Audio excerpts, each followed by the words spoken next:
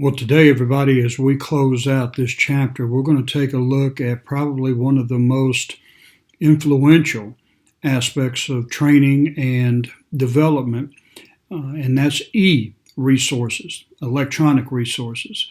So, today we're going to take a look at how the internet, how web conferencing, how just the integration of technology and learning has come about to change the face of training. So let's go ahead today as we finish out this chapter and look at some of the different influences that technology has made on how people learn and how your training can evolve.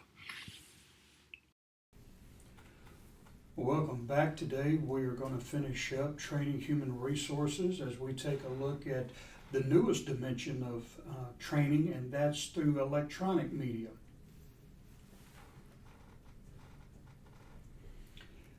Now the slide talks about, first of all, internal training. Now what does that mean? Well, we have several elements that comprise internal training. First of all, cross-training. And cross-training is where people do more than just one job. It's very popular in the military. When I was in the military, I was trained to do one job, but I was also cross-trained to do other jobs in case something should happen to other people in that department or unit. You could go ahead and take over for them. Well, that became popular in business. So instead of you just doing one job, you expand the scope of your abilities by training in other facets or other occupations or other duties within that department. Now, it increases flexibility and development. So you get more utility from that employee because they become more well-rounded, they become more knowledgeable in not just their job, but other people's jobs as well. But now there are some challenges to that. One of the challenges is that it's not favored by employees. One of the biggest reasons is that they look at it as increasing their responsibilities and workload, but yet we're not paying them more for that ability or for that training. Secondly, it threatens the unions because you are taking a person and expanding again their jobs, the scope of their jobs, what they're doing. So it hurts the unions in as much as they want you to do one particular thing and one thing only so that they can better articulate the contracts that come out when they negotiate with the unions. And it requires scheduling work differently because really you're going to have to take that person from their primary job and put them in another job, which means that you're going to have to alternate schedules, you're going to have to alternate people perhaps, and this may cause a temporary decrease in production.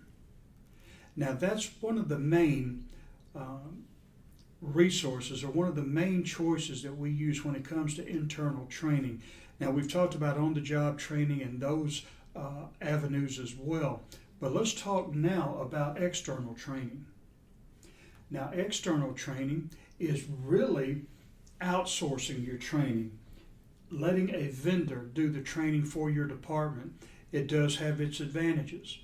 It's less expensive to outsource the training because you're not having to take your own people and lose productivity so that they can train. It saves the organization the time of developing a training program and trainers to be able to facilitate that training. The staff may lack expertise. That means your worker only knows what he or she does. And when they train, that's really all they can do is communicate what they know. Where a third party or an outsourced training firm may be more up to date on different areas that have emerged within that particular profession or job or whatever. So they're going to be really the resident experts. And employees can interact with outsiders. Sometimes it helps the company to be able to really see the company from someone on the outside looking in, instead of those who are in the trenches every day, and they may only see what the company is all about, but they're not able to look beyond that for innovation and creativity and so forth. So those are some of the advantages. And again, that's primarily through outsourcing of training.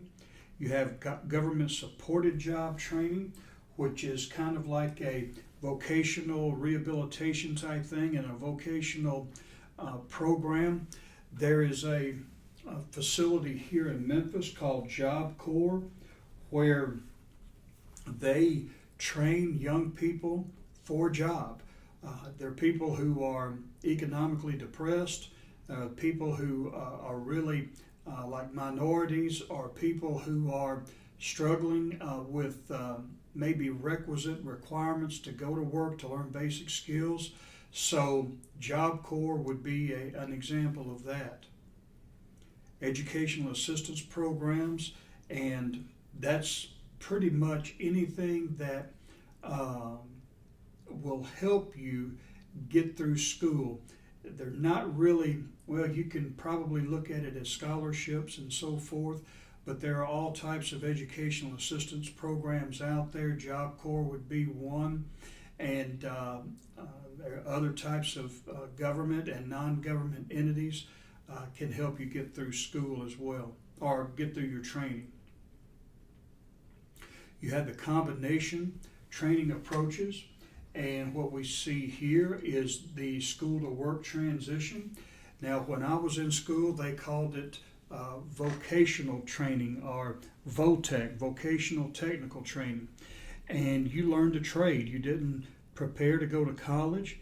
You were there to learn how to master an occupation such as carpentry or auto shop or something like that. So you go from the school to the work.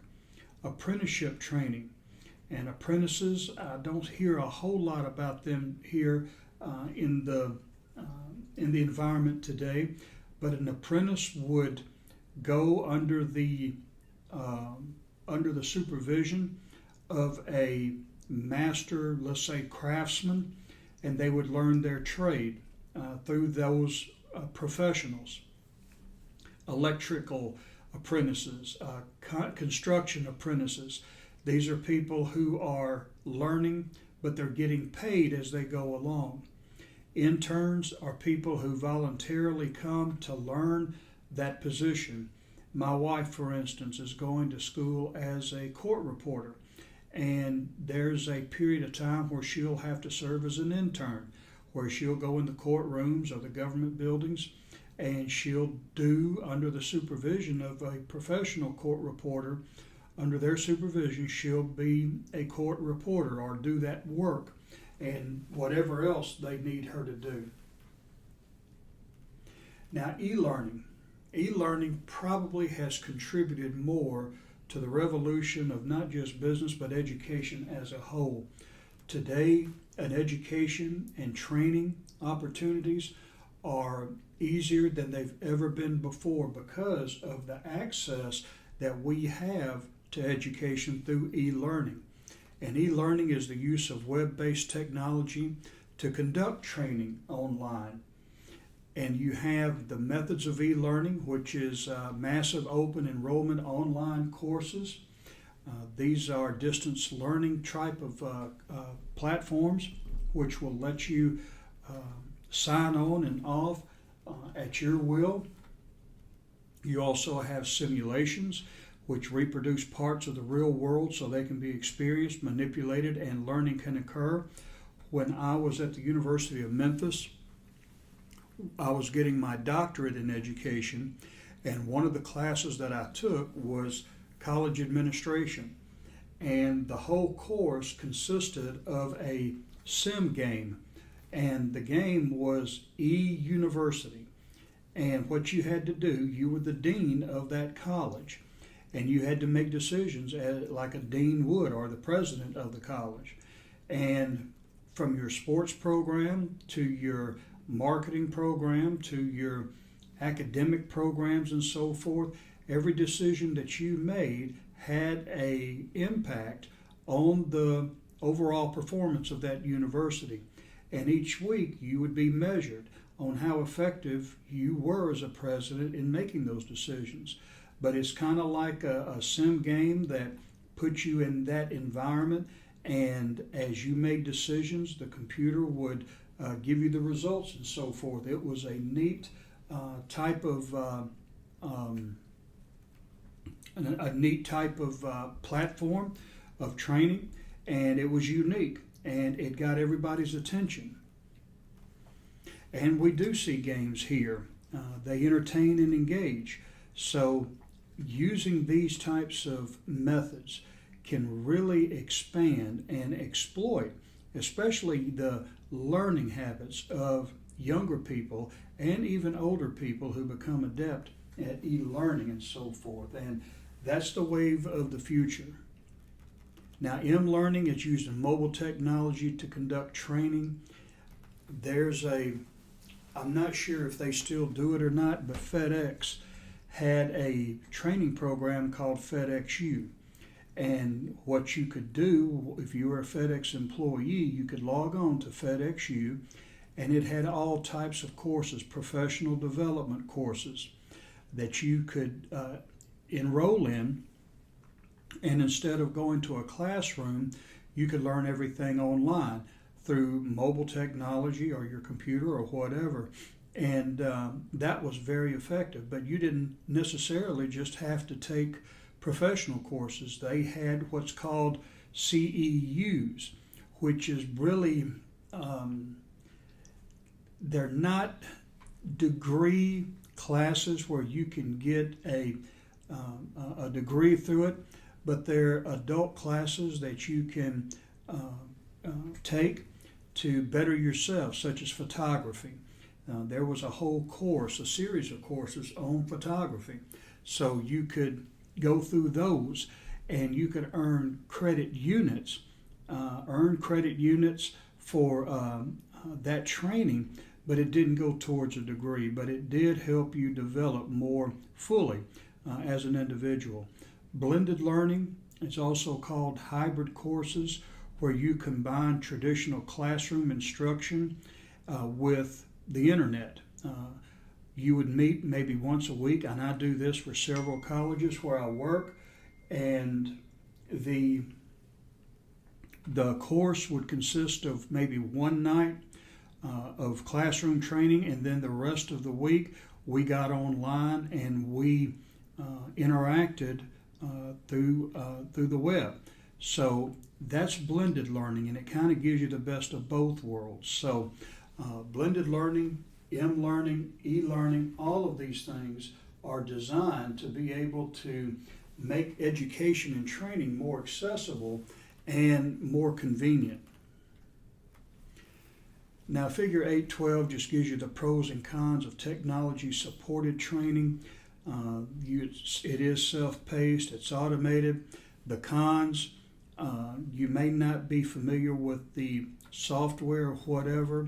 You don't get the interaction unless it is a hybrid.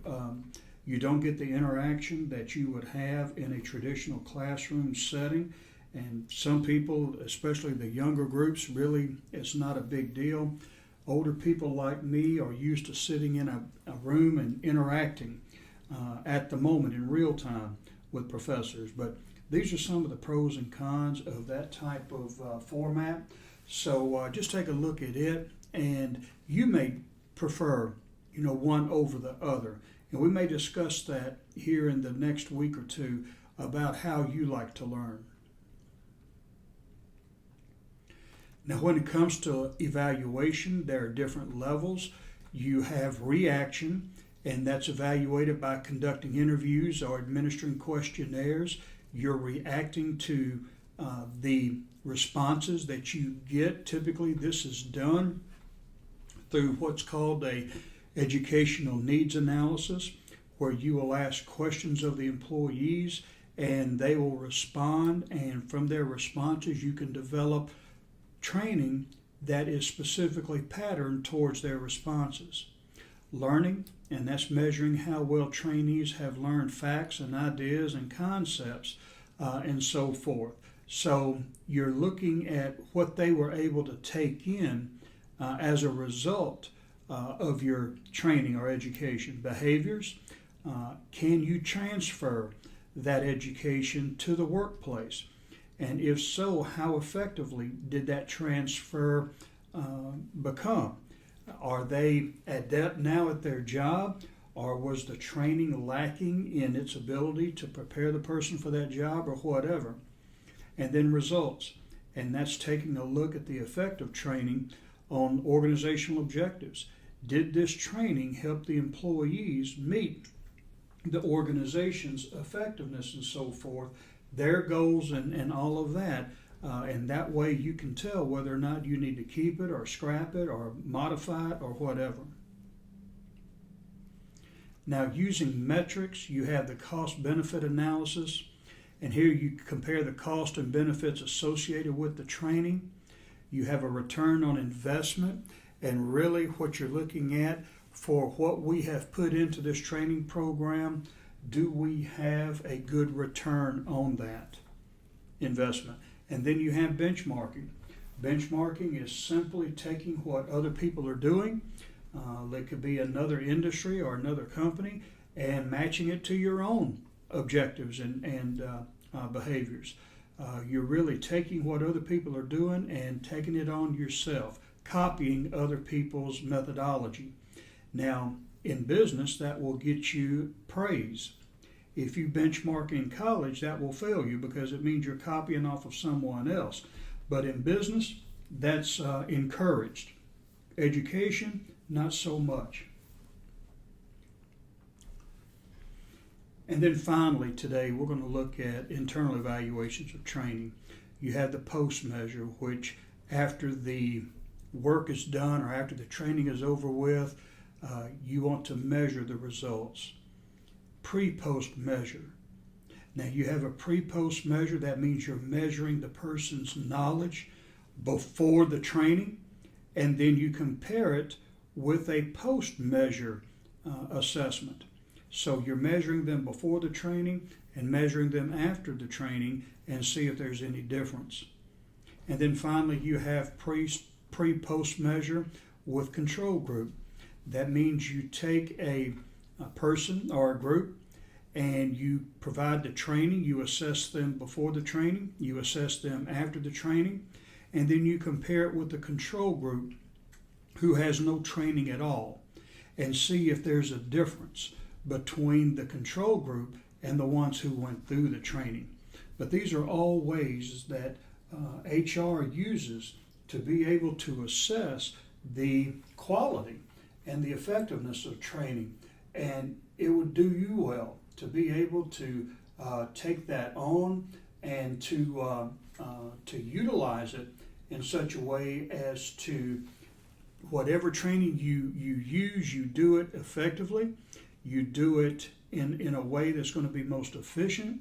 You want to measure the results, and whether it's internal or external, you decide based on the pros and cons, and you're going to do that as well using e-technology as opposed to traditional classroom training. So these are the elements that this course or this chapter has evaluated. So hopefully you can, from this, glean a better understanding of the dynamics of training human resources. Today we had a chance to see how technology has influenced the world of training and development in business. We also considered how you like to learn. Are you that type of learner that likes technology? Or do you like the traditional classroom style of training? Either way, what we have today is a plethora or an abundance of resources to help us better serve our clients who are the employees in an organization.